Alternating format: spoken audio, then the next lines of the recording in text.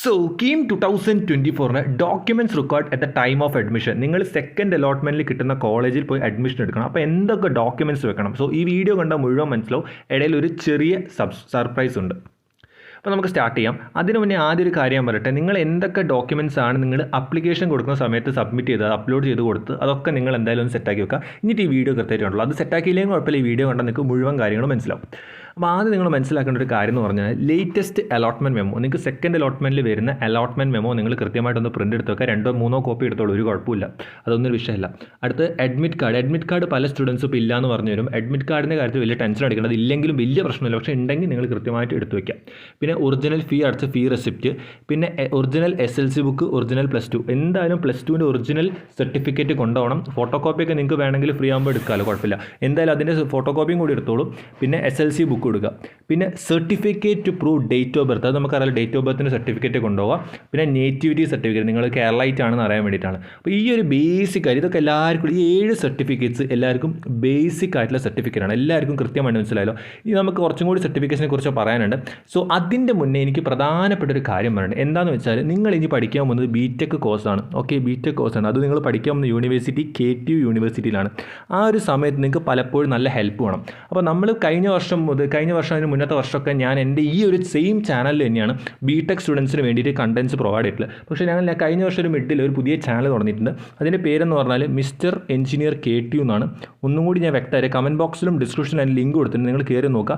Mister engineer KTU എന്നാണ് ഈ ചാനലിൻ്റെ പേര്. അപ്പോൾ ആ ചാനലിൽ ലിങ്കും കാര്യങ്ങളൊക്കെ ഞാൻ ഡിസ്ക്രിപ്ഷനിലും കമൻറ്റ് ബോക്സിലും കൊടുത്തിട്ടുണ്ട്. ജസ്റ്റ് നിങ്ങൾ കയറി ഒന്ന് സബ്സ്ക്രൈബ് ചെയ്യുക. നിങ്ങളുടെ KTU അതായത് BTech ലൈഫിൽ ഏറ്റവും കൂടുതൽ നിങ്ങൾക്ക് യൂസ് ആവും. അതിൽ നമ്മൾ കുറേ കാര്യങ്ങൾ ഡിസ്കസ് ചെയ്യും. കുറച്ച് കണ്ടൻസേ ഇപ്പോൾ പോയിട്ടുള്ളൂ. കാരണം മെയിൻ BTech കണ്ടൻസ് ഒക്കെ ഈ ചാനലായിരുന്നു പോയിട്ടുണ്ടായിരുന്നത്. അപ്പോൾ നിങ്ങളത് കണ്ടു കഴിഞ്ഞാൽ നിങ്ങൾക്ക് ഹൈലി യൂസ്ഫുൾ ആയിരിക്കും. അപ്പോൾ എല്ലാവരും ഒന്ന് മാക്സിമം ഷെയർ ചെയ്യുക, ഒന്ന് സബ്സ്ക്രൈബ് ചെയ്യുക, മാക്സിമം ഒന്ന് നിങ്ങൾ ഫ്രണ്ട്സിലോട്ടൊന്ന് എത്തിക്കാൻ നോക്കുക. അപ്പോൾ ഇത്രയും എനിക്ക് പറയാനുള്ളൂ. വേറെ സർപ്രൈസ് ഒന്നും, ജസ്റ്റ് നമ്മുടെ ചാനൽ സപ്പോർട്ട് ചെയ്താൽ നിങ്ങൾക്ക് നല്ല യൂസ് ആയിരിക്കും. അപ്പോൾ ഇനി നമ്മൾ സംസാരിക്കാൻ പോകുന്നത് സർട്ടിഫിക്കറ്റ്സിനെ കുറിച്ചാണ്. അപ്പോൾ അതിന് മുന്നേ നിങ്ങൾ ഇവിടെ കണ്ടിട്ടുണ്ടാവും നോൺ ക്രിമിനൽ, അതിലോട്ട് വരാം. അപ്പോൾ ഞാനൊരു കാര്യം പറയട്ടെ. ആദ്യം ഈ 7 സർട്ടിഫിക്കറ്റ്സ് നിങ്ങളെല്ലാവരും ബേസിക്കായിട്ട് വയ്ക്കുക. നെക്സ്റ്റ് കാര്യങ്ങളെന്ന് പറഞ്ഞാൽ നമ്മൾ പറയാൻ പോകുന്നത് EWS അവിടെ കണ്ടില്ലേ, നോൺ ക്രിമിനൽ EWS കമ്മ്യൂണിറ്റി. അപ്പോൾ നിങ്ങൾ ഏത് കാറ്റഗറിയാണ്? ഇപ്പോൾ ഫോർ എക്സാമ്പിൾ ജനറൽ കാറ്റഗറിയിലാണ് EWSകാർ കുറേ വരുന്നുണ്ട്. അതേപോലെ തന്നെ നോൺ ക്രിമിനൽ OBC കാറ്റഗറിയിൽ വരുന്നവർക്കുള്ളതാണ്. പിന്നെ കമ്മ്യൂണിറ്റി SC/STക്കാർക്ക് അങ്ങനത്തെ കുറേ കാറ്റഗറി. അപ്പോൾ നിങ്ങളുടെ കാറ്റഗറി റിസർവേഷൻ നിങ്ങൾക്ക് കിട്ടിയത് ഏത് സർട്ടിഫിക്കറ്റാണ് അതാണ് നിങ്ങൾ എടുത്തു വെക്കേണ്ടത്. മനസ്സിലാക്കുക, റിസർവേഷൻ്റെ സർട്ടിഫിക്കറ്റ്സ് നിങ്ങൾ നിർബന്ധമായിട്ടും കയ്യിൽ കരുതുക. അത് വെക്കണം, ഭയങ്കര ഇമ്പോർട്ടൻ്റ്. പല കുട്ടികൾക്കും റിസർവേഷൻ വഴിയാണ് സീറ്റ് കിട്ടിയിട്ടുണ്ടെന്ന് പറയാം. അപ്പോൾ റിസർവേഷൻ്റെ സർട്ടിഫിക്കറ്റ് എന്തായാലും വെക്കണം. Next income certificate if below ആയബോ എന്ന് നിങ്ങൾ നോക്കണ്ട. ഇത് നിങ്ങൾ കാര്യമാക്കേണ്ട. ഇൻകം സർട്ടിഫിക്കറ്റ് കയ്യിൽ വെക്കുക. കാരണം നിങ്ങളുടെ ഹോസ്റ്റൽ അഡ്മിഷൻ കാര്യങ്ങൾക്കൊക്കെ ഇൻകം ചിലപ്പോൾ പരിഗണിക്കുകയൊക്കെ ചെയ്യും. പിന്നെ കോളേജിൻ്റെ ഒറിജിനൽ കോളേജിൻ്റെ ഇല്ല, നിങ്ങൾ പഠിച്ച +2 സ്കൂൾ, ഓക്കെ, 12th സ്കൂൾ. അല്ലാന്നുണ്ടെങ്കിൽ ഇപ്പോൾ നിങ്ങൾ പല കുട്ടികളും ഡിഗ്രിയൊക്കെ ചിലപ്പം പഠിച്ചുകൊണ്ടിരിക്കുമ്പോൾ അല്ലെങ്കിൽ എഞ്ചിനീയറിംഗ് ഒക്കെ പഠിച്ചുകൊണ്ടിരിക്കും ഡ്രോപ്പ്, അങ്ങനെയാണെങ്കിൽ നിങ്ങൾ ആ ഒരു കോളേജിൽ TC കൊണ്ടുവരണം.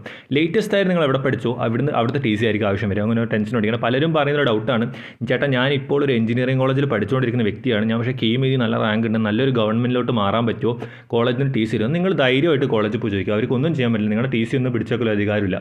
അവിടെ ചിലപ്പോൾ എന്തെങ്കിലും കണ്ടോണേഷൻ ഫീ എന്തെങ്കിലും ഒരു ഫീസ് അടക്കേണ്ടി വരും. അത് അടച്ചിട്ട് നിങ്ങൾക്ക് സർട്ടിഫിക്കറ്റ് എന്തായാലും കിട്ടും. അത് നിങ്ങളൊന്ന് കൃത്യമായിട്ട് നിങ്ങളൊന്ന് മനസ്സിലാക്കാം.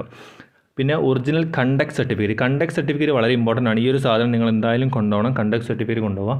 പിന്നെ എന്ന് പറഞ്ഞാൽ ഫിസിക്കൽ ഫിറ്റ്നസ്, അത് ഭയങ്കര ഒരു സംഭവമാണ്. അത് നിങ്ങൾ എന്തായാലും ഇവിടുത്തുള്ള ഒരു ഹോസ്പിറ്റലിൽ പോയിട്ട് ഗവൺമെൻറ് ഹോസ്പിറ്റലിൽ പോകുന്നതൊക്കെ ഏറ്റവും ബെറ്റർ. അല്ലെങ്കിൽ നമ്മൾ ഈ ഹെൽത്ത് സെൻറ്റർ എന്നൊക്കെ പറയില്ല, അവിടെ ചെന്നിട്ട് കൃത്യമായിട്ട് ഈ സർട്ടിഫിക്കറ്റ്സ് അതിലുള്ള കാര്യങ്ങളൊക്കെ ഫില്ല് ചെയ്തിട്ട് കൊടുക്കുക. അത് കീമിൻ്റെ പ്രോസ്പെക്ടസിലുണ്ട്. നിങ്ങൾക്ക് ഡൗട്ട് ഉണ്ടെങ്കിൽ ഞാൻ അതിൻ്റെ ഒരു വീഡിയോ ചെയ്യാം ഫിസിക്കൽ ഫിറ്റ്നസിൻ്റെ. നെക്സ്റ്റ് മൈഗ്രേഷൻ സർട്ടിഫിക്കറ്റ്, അതൊന്നും ഇത്ര ഇമ്പോർട്ടൻ്റ് അല്ല, അതില്ലെങ്കിലും വലിയ പ്രശ്നമില്ല. പിന്നെ പാസ്പോർട്ട് സൈസ് ഫോട്ടോ, അത് 2, 3, 4 എടുത്ത് എടുക്കും. അപ്പം 100 രൂപയ്ക്ക് 4 കോപ്പിയൊക്കെയാണ് പൊതുവേ കിട്ടാറ് എൻ്റെയൊക്കെ നാട്ടിൽ.